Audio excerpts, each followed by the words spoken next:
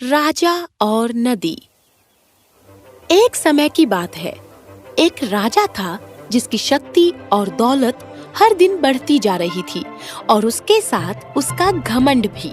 असल में वो इतना शक्तिशाली हो गया कि वो खुद को इंसानों का ही नहीं बल्कि कुदरत का भी शासक समझने लगा। ये टहनी मेरे रास्ते में कैसे आ गई? इस पेड़ को काट दो।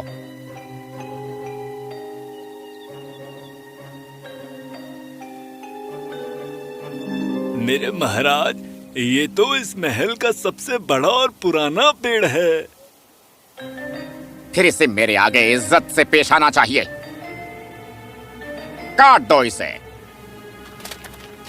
माली को लगा कि राजा पेड़ के बारे में भूल जाएगा, पर ऐसा नहीं हुआ।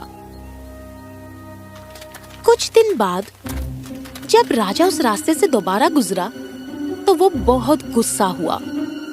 मैंने तुमसे इस पेड़ को काटने के लिए कहा था। मेरी बात नहीं मानने की तुम्हारी हिम्मत कैसे हुई? पहरेदारों, इसे जेल में डाल दो और इस पेड़ को अभी के अभी काट दो। नहीं, मेरा प्यारा पेड़, प्लीज।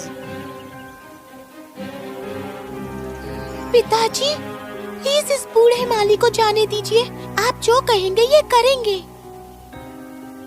ये मेरी आखिरी चेतावनी है। अगर तुम इस पेड़ को नहीं काटोगे तो तुम्हें जेल में जाना होगा।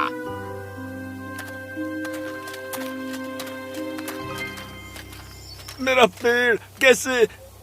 मैं भला कैसे? घबराओ मत, हम इसे नहीं काटेंगे। हम इसे तुम्हारे घर के बाहर लगा देंगे।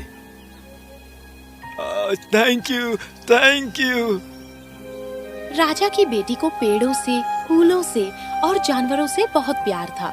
राजा के बर्ताव से उसे बहुत बुरा लगा।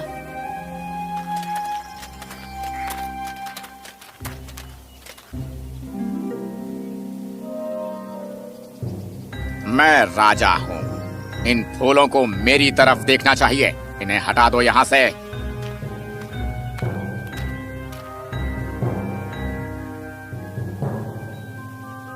इन्हें महल के पीछे डाल दो। पिताजी वहाँ नहीं जाते।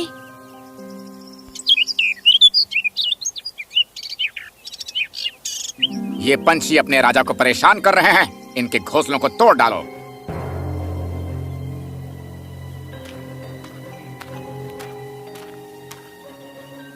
इन्हें मेरे कमरे के बाहर वाले पेड़ पर रख दो। वहाँ ये सुरक्षित रहेंगे।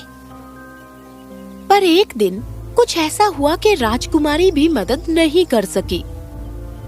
राजा महल के बगीचे में सैर कर रहा था और वो एक नदी के पास पहुंचा जो वहाँ बह रही थी। ध्यान से सर। महाराज, क्या आप ठीक हो? ये नदी, इसे हटा दो इसी वक्त। पर महाराज, ये सारा पानी खाली कर दो, वो भी मेरे सामने, अभी। राजा ने सभी नौकरों को ये काम सौंप दिया। बाल्टी पर बाल्टी, टैंक पर टैंक, पर वो सब उस नदी को खाली नहीं कर पाए। हमेशा की तरह वो फिर से बहने लगी। इसे पत्थरों से भर दो। उन्होंने पत्थर से भरने की कोशिश की, पर पानी किसी न किसी तरह अपना रास्ता निकाल ही लेता था। नदी बहती रही तो आखिर में गुस्से में राजा ने आदेश दिया, नदी को मिट्टी और कीचड़ से भर दो ताकि उसे बहने का रास्ता नहीं मिले और वो सूख जाए। तो आखिर में जब नदी में बहुत मिट्टी और कीचड़ डाल दिया गया तो वो सूखने लगी और वो दिखना बंद हो गई। राजकुमारी को बहुत बुरा लगा। पिताजी को तुम्हारे साथ ऐसा करने का कोई अधिकार नहीं था मेरी नदी। इस बार उन्होंने हद ही पार कर दी। मेरा घोड़ा लेकर आओ। जी राजकुमारी। राजकुमारी जंगल की तरफ चली गई, जहाँ बूढ़ी समझदार औरत रहती थी जो दुनिया के सभी रहस्यों को जानती थी। इस बार तुम्हारे पिता ने सभी हदें पार कर दी हैं। हम उन्हें कैसे रोके? हम नदी को वापस कैसे लाएं? क्या वो किसी की नहीं सुनेंगे? मैं कुछ जीवों को जानती हूँ जिसकी वो सुनेगा। कल तुम शाही अदालत में आ जाना और राजा से मिलने में अपने कुछ दोस्त भेजूंगी। Thank you. जैसा उससे समझदार औरत ने वादा किया था, उस दिन शाही अदालत में अचानक वहां आ गए उन सब चीजों की तरफ से जो आप आसमान में देखते हैं। गुड मॉर्निंग मेरे महाराज। उन सब चीजों की तरफ से जो आसमान और धरती को जोड़ती हैं। गुड मॉर्निंग मेरे महाराज। कौन हो तुम? मैंने तुम जैसा पहले कभी नहीं देखा है। मैं वो प्रेत हूँ जो आसमान के बादलों में रहता है, और मैं उस इंद्रधनुष के अंदर था कल आप जिसकी तारीफ कर रहे थे महाराज। तुम इंद्रधनुष के अंदर थे? और तुम कौन हो? मैं वो प्रेत हूँ जो उन बूंदों में रहता है जिसे नदी सागर में भेजती है, जिससे बादल बनते हैं और बारिश बनकर गिरते हैं। अच्छा, तो तुम लोग मुझसे क्या चाहते हो? बादल छोटे होते जा रहे हैं क्योंकि अब नदी उन्हें बूंदें नहीं भेज पा रही हैं। और मेरे दोस्त और मैं बेघर हो गए हैं क्योंकि अब बूंदें ही नहीं बची हैं। हम चाहते हैं कि नदी को फिर से खोला जाए। चले जाओ, मैं किसी भी हाल में नदी को नहीं खोलूंगा। फिर आप हमारे प्रति अपने कर्तव्य को नहीं निभा रहे हैं महाराज। और अगर आप कुदरत पर शासन करना चाहते हैं तो उसकी रक्षा भी कीजिए। चले जाओ। राजकुमारी अपने पिता की जिद की वजह से दुखी हो गई और वो फिर से समझदार औरत के पास गई। घबराओ मत तुम राजकुमारी, कल राजा से बात करने के लिए मैं कुछ और जीव भेजूंगी। वादे के अनुसार अगली सुबह 2 और जादुई जीव राजा के सामने हाजिर हो गए। ये क्या बला है? मेरे महाराज, मैं नदी के पास के पत्थरों में रहता हूँ। वो नदी? फिर से नहीं। मेरे महाराज, जब नदी पत्थरों के ऊपर से गुजरती थी तो वो उन्हें चमका देती थी, पर अब वो गंदे दिख रहे हैं और पहले की तरह चमकदार भी नहीं है। वो बहुत दुखी है। और मैं नदी के चारों ओर पेड़ों की जड़ों की मिट्टी में रहता हूँ। नदी हमें जरूरत से ज्यादा पानी देती थी और हमारी प्यास बुझती थी। अब पेड़ों की जड़ें सूखी और सख्त हो गई हैं और मुझे डर है कि बिना नदी के वो सूख जाएंगे। तुम मेरे फैसले को बदलने वाले होते कौन हो? चले जाओ।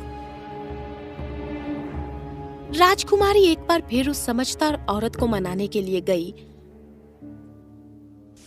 और इस बार उसने सबसे सुंदर जीव को भेजा। अब ये क्या चीज है? मैं बगीचे के फूलों में रहता हूँ जिसे आप बहुत पसंद करते हैं। बिना नदी के पानी के आसपास के फूल मर रहे हैं और बाकी के जो भी फूल बचे हैं वो आपकी कठोरता से बहुत तंग आ चुके हैं। मुझे कठोर बुलाने की हिम्मत कैसे हुई? मासूम जानवरों को मारना कठोरता ही है महाराज। मैं नदी के पास घास में रहता हूँ जिस पर आप मजे से सैर किया करते थे। मैं आपसे कह रहा हूँ, घास नहीं टिकेगी। बस जाओ, जाओ यहाँ से।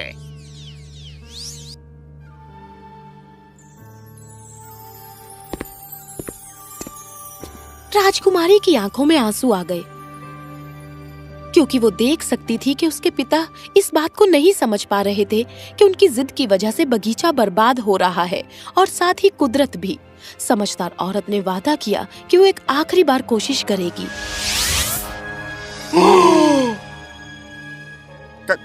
कौन हो तुम? महाराज की जय हो, महाराज की जय। आखिरकार मुझे घर मिल गया। क्या मतलब है तुम्हारा? मैं वो प्रेत हूँ जो सभी सुंदर चीजों की तबाही और बर्बादी में रहता हूँ। मुझे कोई भी पसंद नहीं करता और मेरा घर भी नहीं है क्योंकि आपने नदी को बंद कर दिया। पेड़ फूल घास सब मरने वाले हैं। मैं आपके बगीचे में घर बनाकर रह सकता हूँ। इस राज्य की सुंदरता बर्बाद होगी। शुक्रिया, शुक्रिया मेरे महाराज। नहीं नहीं, मैं तुम्हें यहाँ रहने नहीं दे सकता। और देखिए, या तो मैं रहूंगा या नदी, और क्योंकि आप नदी को नहीं खोलने वाले, मैं यहाँ रह सकता हूँ। मैं नदी को खोलने वाला हूँ। बेटा, जाओ उस समझदार औरत से पूछो कि मैं नदी को फिर से कैसे खोलूं। राजकुमारी बहुत खुश हुई। वो जितनी जल्दी हो सका उस समझदार औरत के पास भाग कर गई और उसने उससे पूछा, अपने पिता से बगीचे के पास वाली दीवार के साथ चलने को कहो, वो समझ जाएगा। राजकुमारी अपने पिता को बगीचे की दीवार के पास ले गई और तितलियां, मुझे लगा नदी के बंद होते ये भी। मेरी नाव, ये तैर रही है, ये तैर रही है। राजा ने देखा कि जब उसने नदी बंद की, पानी ने दूसरा रास्ता ढूंढ लिया और अपने लिए एक नया मार्ग बना लिया जो महल के बाहर था।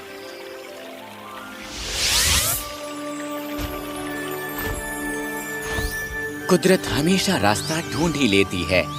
अगर आपके बगीचे में नहीं तो फिर कहीं और से। राजा, आप कुदरत पर हावी नहीं हो सकते, चाहे आप कितने ही शक्तिशाली हो जाएं।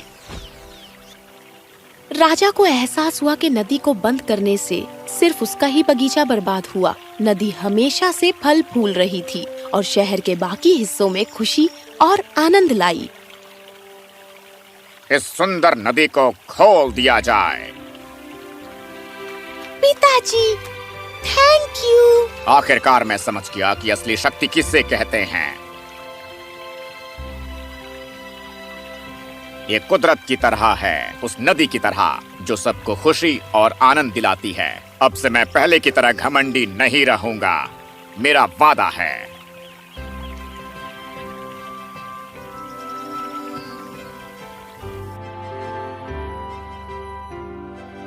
और ऐसा ही हुआ।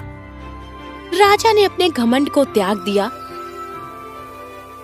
और वो एक भला शासक बना, जैसा उसे होना चाहिए था।